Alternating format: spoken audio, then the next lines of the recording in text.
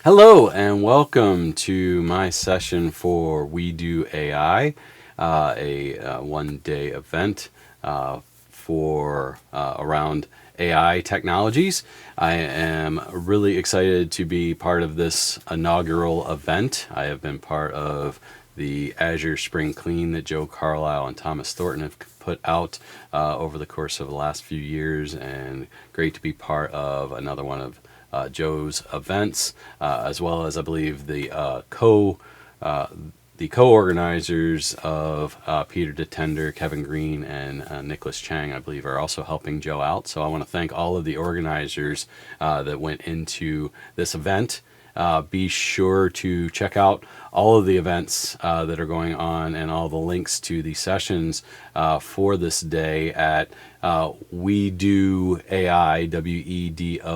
WedoAI.ie for the complete schedule. But let's jump into my session here. My session is how to organize your data estate for AI. So before we get into the agenda and the session for today, let me introduce myself. My name is Dwayne Natwick. I am the CEO as well as principal trainer for Captain Hyperscaler, a APMG premium accredited training organization for Osaka. I also am a trainer and training organization for AI Certs, which is a training and certification organization around generative AI, around role-based AI, and we'll talk more about that at the end of the session, as well as Accolade, which provides training in cyber resilience based on the NIST cybersecurity framework. I've been in training. I also do ISC2 training and Microsoft training in quite a bit of depth, including a lot of AI fundamentals and AI associate engineer, as well as the generative AI course within Microsoft. So what are we going to talk about today and in this session? This session, we're going to hit on some of the foundational aspects of AI, its evolution, and the importance of AI responsibility and responsible data workflow. We're going to talk about risk and what risk, how risk falls into the use of AI and the use of data for AI technologies. And then we'll talk about data governance, how that relates to AI, what tools you can use for within Microsoft for data governance, and then finally the responsibility for around generative AI as well, to just kind of bring it all full circle as we talk about the evolution and where AI is today. Those are all important aspects of AI. So let's start with AI evolution and responsibility. So I'm sure as you go through the different sessions of the day, you're going to hear a lot of this information on a regular basis. You're going to hear it in over and over again, but it's very important that we take into account where AI has come, where it's gone, and what our responsibility is in developing applications with AI, with everyday use of AI, with use of co-pilots and ChatGPT and all of those OpenAI and DALL-E and all of those technologies that we are utilizing and utilizing more and more on a daily basis. How we interact with them is paramount. So let's talk about AI is not a new thing. So if you are new to AI, that's fine. But ultimately, you've seen it. You've probably used it without even knowing it in a lot of ways. We talk about artificial intelligence and machine learning almost synonymously, but they're really two different things. Machine learning is the way that artificial intelligence does its and executes its human-like functions and features and what it does to learn. And we've been using this since the 1950s. Artificial intelligence, the science of using technology to perform human-like tasks has been something that we've been developing for 70, almost 75 years at this point. We've built that to take that a step further into the machine learning aspect of taking models and taking the way things are or the way things react and find ways to adjust that reaction in an automated manner. And that's really what machine learning is in its basic form. When we think about how that's used in medicines, we use machine learning for finding the potential for somebody to develop diabetes later in life, for heart disease, most recently for finding and testing the COVID vaccine. Machine learning was used, and machine learning algorithms and the math behind artificial intelligence really is what machine learning is. We get then into deep learning, which is really the precursor of generative AI, because this builds the deep neural networks of continuous learning and gathering information to make structured decisions, and make educated decisions and logical decisions and things like that. And that's really where generative AI has gone. And I am based in Michigan of the United States. I've been here most of my life at this point, and I use a lot of analogies around the automotive. And if you think about how we started in terms of Ford and General Motors first building a automobile, they were building them by hand. They put them together piece by piece, and then we had the Industrial Revolution where we learned how to automate features and functions and piece that together in component aspects with workers that were specialized, very specialized. We started then bringing robotics in, and that's really to a certain degree artificial intelligence within the automotive industry. Now we're moving forward in terms of how to use electric vehicles to save on oil production and all those things. And we're being creative in terms of how we are charging those vehicles and building roads that will actually charge the vehicles or buses that are running electrically as they drive along the road.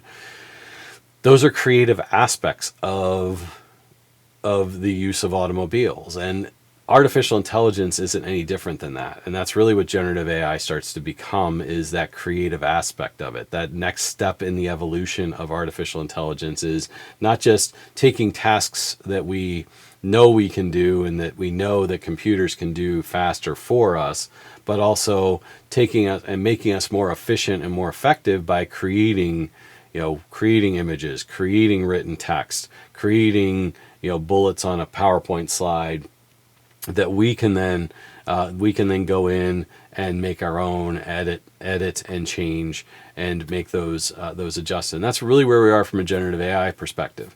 Now, when we think about AI and what we've done, how we've used AI, and we think of machine learning and deep learning and algorithmic features and functions, we've utilized things like this for a long time. Think about back in the early 90s. When we were using dial-up modems and things like that, and we had, and Yahoo came out for search engines, and we had Ask Jeeves, which, we ask a question like we're asking a person a question, and they came back with an answer. And it was kind of the first bots, the first types of use of machine learning and then artificial intelligence in answering questions for us. Google then kind of revolutionized it with their algorithms and their search engine that then kind of overtook Ask Jeeves and Yahoo and even bought Yahoo and things like that. Those are all, that is still that evolution. Now we have ChatGPT, we have copilots, we have all of this AI features in our search engines, in our browsers, that we can use to not just regurgitate or provide us with information that we ask for, but also provide it in a structured manner that we might be able to use to formulate, documents and white papers and things like that. And that's really what we need to think about, and think about some of the ways and the common workloads of AI. We've got computer vision. We have worked to take images and identify what's on those images for a long time. Natural language processing, document intelligence, and knowledge mining.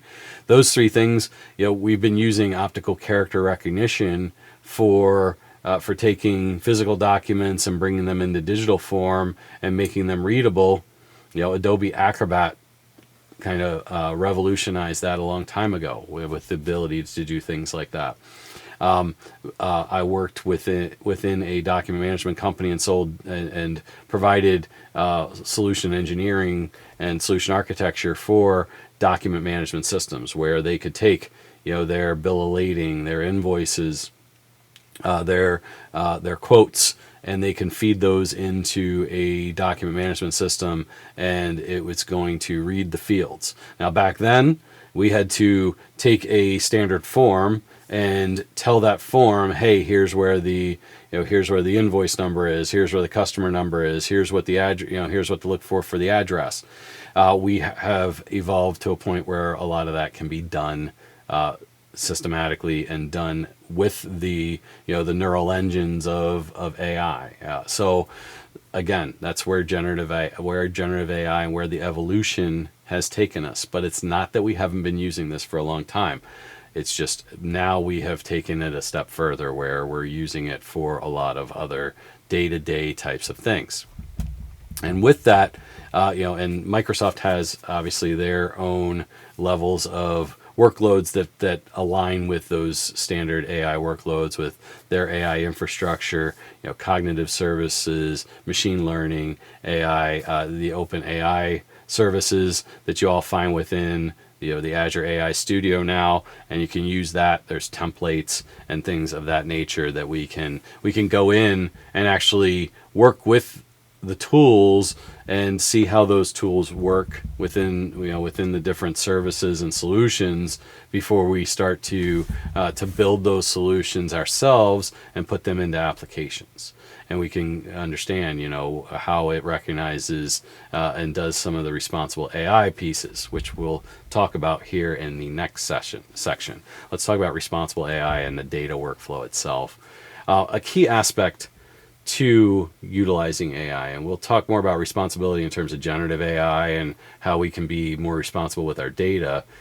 This is a key piece to it all, though, as well, is how we are building our AI solutions, our AI applications. And this is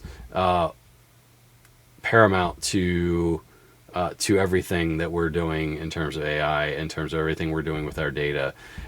The aspect of an AI solution, an AI application, how you are leveraging and utilizing your data, we're only as good as the people that are developing it. And that's not anything that's different than any other application that we develop. When we develop an application, we are developing something that we need to think about privacy and security and how we're using data, how we're separating public data from private data and sensitive, confidential, top secret information within our organization, trade secrets. All of those things are things that we need to protect. And it's no different than when we're working with AI. There's just some things that we need to think about a little bit more in detail, such as fairness. We want to make sure that we are not that bias and political, cultural, racial, sexual, geographical biases do not come into our AI solutions. So how do you work around that? We want to make sure that those models have the perspective of all that. Bring people in from that are different cultures and races and colors and sexual orientations to the development of the AI application so that it is fair to all. If you are building an application for Asia in the United States, you should have somebody from that culture to provide information, provide user acceptance testing and things like that to make sure that they're fair. Reliability and safety, when we talk about like autonomous vehicles and anything that's autonomous and autonomous drones and things of that nature, make sure we're not causing harm. That's a key concern, key aspect, obviously, when we think about autonomous driving vehicles and things like that. Privacy and security, making sure privacy, I mentioned before, using models to diagnose medical conditions and things like that. We want to make sure we don't expose somebody's personal health information or personal identifiable information, all those things. Inclusiveness is one that that is really interesting to me, and something that's come that I've thought about quite a bit, especially because of the fact that this should work for everybody, whether they're visually impaired, hearing impaired, if they've got different sorts of I don't like to say disabilities, but like there's certain levels of superpowers and things like that they might have. This one, I was doing a lot of AI 900 classes, and what came up with this within inclusiveness, I was watching a baseball game, and it was Lou Gehrig weekend. And those of you that aren't in the United States might not know who Lou Gehrig is. He was a member of the great New York Yankee teams in the in the middle of the 19th century. He played with Babe Ruth, and his career was cut short because of ALS. And actually he was kind of like patient number one of that diagnosis of ALS, which is known a lot as Lou Gehrig's disease, at least in the United States. Everybody should be at this point familiar with ALS because it's hit on a lot more people than it did back then, and it is a degenerative neuro disorder where people eventually lose the ability to move their muscles. Their cognitive abilities are still there, but they can't speak. They can't move. They're generally wheelchair bound. And one of the things around inclusiveness around this, and really kind of AI for good, the AI for good aspect of it all was they're using AI now to take voicemail recordings and videos and things like that of the person that has ALS, and what they have is these wheelchairs with a video screen on them and a camera that the person can speak through using their eyes and looking. It recognizes you looking at certain words and letters and things like that on a screen, and then creates sentences. Using artificial intelligence, and now using the additional abilities of artificial intelligence and the generative AI aspect of artificial intelligence, they can now make that sound like that person's voice. So even though that person can no longer speak, they still have their voice, and which is an amazing and beautiful thing. And one of the things that I've been involved in for the last few years as a Microsoft trainer and Microsoft MVP is also doing a lot of judging for the Imagine Cup that Microsoft has, and these are like high school and college, university level individuals and teams that come together and try and do AI for good projects and propose these projects, and Microsoft gives them seed money if they make the semifinals and the finals and the grand champion to build their solution. And I've seen a whole bunch of great AI-based solutions over the course of the last year. I coached a team for the finals last year, which was really that had a really great solution to be able to take an app and go into a restaurant and it recognize allergens in the menu. And I was like, you have a golden idea there, and not for the amount of people that that are have gluten allergies, nut allergies, things like that. They can just scan it right away. That's ways for inclusiveness as well as reliable and safety in AI. Transparency and accountability are two key aspects to how and some of the concerns around generative AI is the level of transparency as well as the accountability to AI that has become kind of a concern when, like, ChatGPT exploded 24 months or so ago.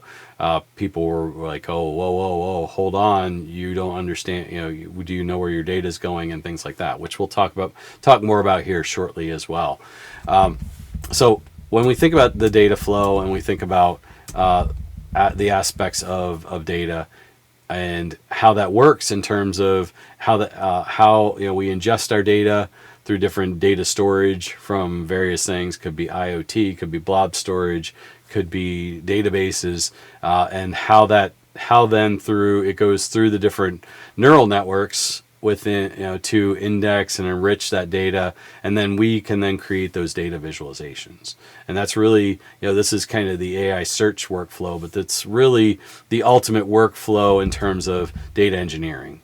And so when we are talking about utilizing AI and building AI applications and talking about handling our data appropriately for AI, it is no different than our handling of data for any kind of presentation of data to a Power BI dashboard, to within a CRM, within Dynamics, within sharing through OneDrive. We have to have some level of due care and due diligence to how we are, where we're ingesting our data, how we're then transforming and loading that data, and how we're presenting that data. And so,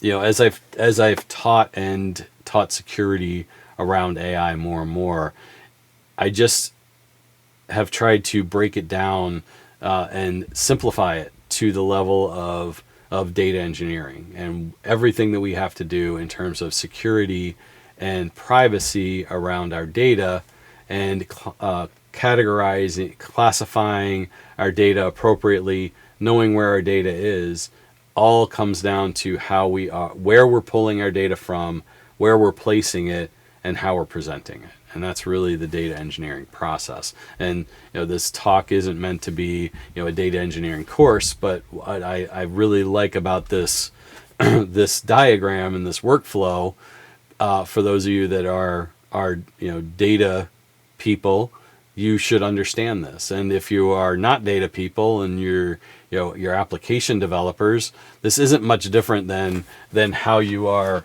building and engineering an application and the workflow of an application and how you're securing data throughout. So let's talk a little bit and take that a step further and talk about risk in terms of data and how that is handled. So determining your data readiness, do you have a clear vision on what your goal is? What is your application's goal? What are you attempting to develop in terms of AI? It's not a cost savings. This same thing could be said for moving to the cloud. But the key aspect to this all is you have to align the business mission and the technology vision. Anytime you're talking about risk, you're talking about security. The business is generally going to see security and privacy controls as a risk to getting to market, or a slow, something that's going to block and slow down, the ability to get to market quickly, and it's going to see it as overhead. What you need to do is align that risk appropriately to the business and to what the business risk tolerance levels are, and understand building a generative AI feature and function an application is going to have a risk to our data. And if we do not properly know where our data is and classify our data appropriately, put proper policies and procedures in place to avoid a potential exposure of information. And I have this bullet here. I'm not a huge fan of cliches and idioms and things of that nature, but failure to plan is a plan to fail. And I always talk about the planning, being a trainer, the training aspect to it all is a key piece and key component to everything. What is your maturity as an organization? Do you have a risk management strategy? What's the level of risk tolerance? And do we do proper risk analysis, and do we handle risks appropriately? I do a lot of risk and governance, risk and compliance and governance based trainings, as within ASACA as well as ISC2. When we talk, an organization needs to have a risk management strategy, and us as the application developers for AI, the data engineers, the security practitioners need to all understand what the business's risk tolerance is. And then when we go through risk analysis, then we need to adjust and understand, how we're handling risk based on that risk tolerance. And if that risk tolerance of the organization doesn't align that of our the technical goals and the technical objectives for handling risk, we need to build our business cases appropriately to try to adjust that risk tolerance and make the business understand what is important about that risk tolerance. We aren't going to talk hugely about risk handling in this talk, but understand there's 4 types of handling of risk. There's transferring risk, which is just buying insurance, buying cybersecurity insurance, or you have your automotive insurance or home insurance and things of that nature. That is a way of transferring risk to others. If there's any kind of damage that takes place, hopefully that the insurance is going to help us with that. There is accepting that risk, saying, okay, the cost that we've determined of putting some level of control in place, or the cost to mitigate this control is higher than the actual impact and likelihood of that risk, we will accept that risk. We can avoid that risk by saying, okay, we're going to abandon putting this application in place at all, or we're going to put some sort of compensating control in place, or do or engineer it differently to avoid the risk that we're doing. And then the final one is actually mitigating the risk, putting a control in place, using data loss prevention, using sensitivity labels and policies. And we'll talk more about that here in a moment, but that is mitigating our risk and taking care of risk. One thing we don't ever do is ignore risk. We always have to document and understand that risk, understand what that risk is, put it in place. Because if we don't document that risk, if we ignore that we ever felt that was a risk, that's where we can be, where somebody can bring litigation against us for not doing proper due care. And we want to do proper due care and due diligence throughout.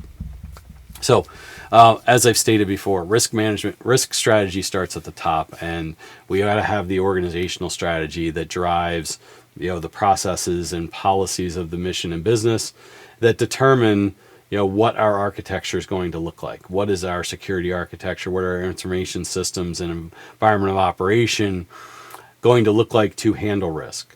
And that goes along with AI and our ability to build a cyber resilient infrastructure, cyber resilient architecture through how we're handling our data, how we're handling risk of data exposure, how we're handling all of our privacy and all of those concerns.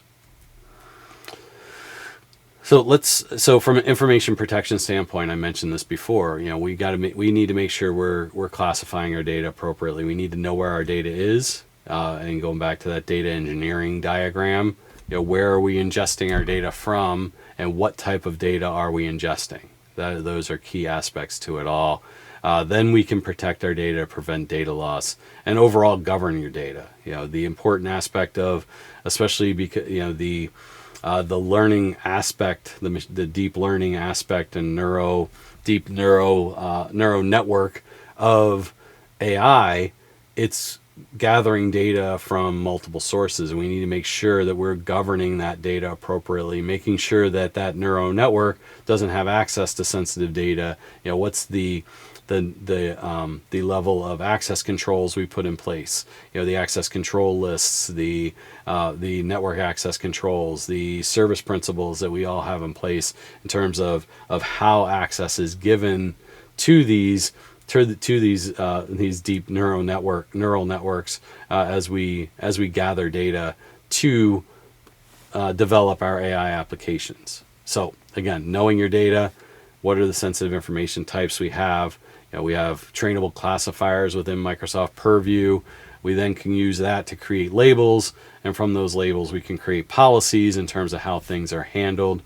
We then protect our data, which is, in terms of our on-premises data, our data within all of our SaaS applications, whether they're Microsoft-based applications here in the middle section or non-SaaS-based applications. Every organization is, at this point, I challenge a 100% private cloud environment. We are all hybrid cloud environments at minimum, because we are using some level of of SaaS application to do our daily business. So there's risks there. We've got information out on the internet and being shared from on premises to out on the internet. So we need to make sure we're protecting that data appropriately, putting the proper walls off, and preventing data loss. Data loss prevention policies, using cloud access security brokers like Defender for Cloud Apps, using things like Microsoft Sentinel or Google Chronicle and Mandiant and things of that nature to protect against and understand and log that data appropriately, which gets us to that governing of your data. How are we streamlining? How are we we need to make sure we're monitoring everything. We're making sure we're logging everything that's taking place, logging all the activity, watching performance data. I talk a lot about managing and it's not just the activity logs and the event logs. It's the performance logs too, because if we are seeing a uptick in a certain application, that could be a indicator of compromise within that application.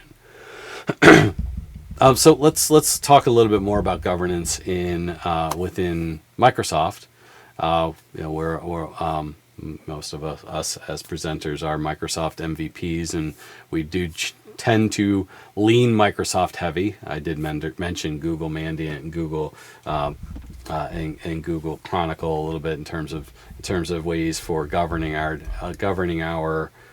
data. But from a Microsoft perspective, obviously Purview is very helpful for classifying and cataloging our data, which is a very important aspect to the data handling of our data estate, and understanding where our sensitive data, our private data is, our confidential, our top secret data is all about governing our data. And Purview has tools to help with that. There are capabilities within AWS and Google as well. Google has their own DLP capabilities, and AWS has Macy, which can find sensitive data in S3 buckets. Those are all ways to know and find your data so that we can catalog and classify it appropriately. So therefore, when it does come out and is presented in various data solutions, AI being one of those, that we are not exposing our data, and we're not accessing our data when we're doing ChatGPT prompts and things of that nature. And and those type of things. So, again, discovery of data is very key. Knowing where your data is allows us then to govern our data and meet those requirements. So, the last thing I'm going to talk about is kind of take this full circle and take it a little bit deeper into into governance in terms of generative AI. And as I've said, there's an aspect of understanding our environment from an AI perspective. And how we're using that data. And as application developers, we have our level of responsibility, and we talked about all of those key aspects of that early on in this presentation. And we have these levels of responsibility as well in terms of generative AI. As users, we have that responsibility as well. We're the data owners ultimately, of what we use and what we generate and what we create. And we need to be responsible around that. And we need to make sure that we are not putting our organization, our customers, our peers in a difficult situation where you're exposing PII through the different prompts, the prompt engineering that you're doing. And that's a key aspect to responsible use of generative AI. And when we think about the 4 stages here of responsible AI, we need to understand the potential harms that might be relevant in the solution. So from a development standpoint, what are those potential harms? When we're thinking about those points in terms of responsible AI and those key pillars of responsible AI, we need to go through each of those pillars and identify what might be the potential harms. Then we have to understand the presence of that in anything that we generate, the outputs generated. So it's not just in the use of the application, it's how do we measure and understand the impact and the likelihood of us creating harm through our output and through what goes into comes out of our prompt engineering. We need to make sure that then we're looking at developing and mitigating those harms. Again, putting security controls. Purview can help with classification and use data loss prevention, and we have sensitivity labels, and those can go into data loss prevention. Using proper applications, using cloud access security brokers to identify those, like Defender for Cloud Apps. That then gives us, once we've mitigated appropriately, that's when we go to operation. And if anybody's familiar with like the risk management any risk management frameworks, this is very similar to a risk management framework of planning, categorizing, implementing, assessing, and then authorizing for operation, and then putting things into operation. And then there's the continuous monitoring and improvement process that goes along with the operations of it, and that's the governance. So identifying is really your data and understanding your data. Then we can protect and govern over our data as well. So all of those phases go into that aspect also.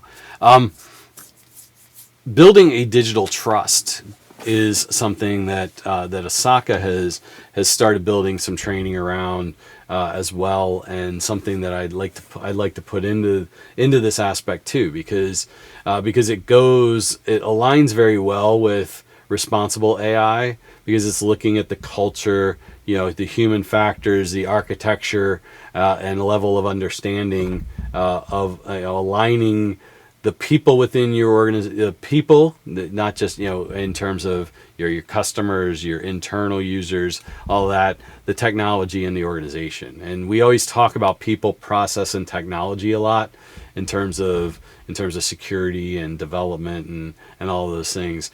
This is, again, the understanding of our organization and our people. And I always say that the business and the organization is the advocate, and they're building the culture for the organization that the people execute. And that's the same thing in terms of generative AI and digital trust, and making sure that we have a buy-in from the entire organization for how we're building processes, and we're building policies and procedures, and in terms of how we're using technology to support those processes, and how then we are building a culture that is risk aware. If we don't build a risk aware culture, we cannot build the ability to protect our sensitive information when we're developing AI applications, and when we're utilizing AI applications. I don't want to take this just in terms of an application development perspective and what our responsibilities are as technologists, but from a user perspective, from responsible use of prompt engineering, and making sure we're not oversharing information in our prompts is going to be very important as well. So again, having this alignment of culture, understanding human factors, all of those things are going to be extremely reliant upon the organization's approach, the organization's threat tolerance, as well as the ability for us as the members of society and the members of the organization to execute appropriately. And just that really ends this conversation around handling data appropriately for AI use. I do have a series of trainings that I offer on generally on Fridays. Our next one is actually on August 29th around AI ethics. So feel free to scan the QR code to save a seat, to get a seat. And we're offering this at a very special price. It's a 1-day virtual training. You get an on-demand aspect to the course, as well as an exam voucher for the AI certs certification. And these are professional level, so therefore not just technical people. But they are very high level trainings around these various things. So if you're an executive, or for everyone, we've got a couple trainings there. If you want to learn more about responsible use of prompt engineering, we have that coming up on September 6th. If you're an educator and you in AI tools, and again, that project manager one that's listed for the 23rd is actually, I think, the first Friday in October now.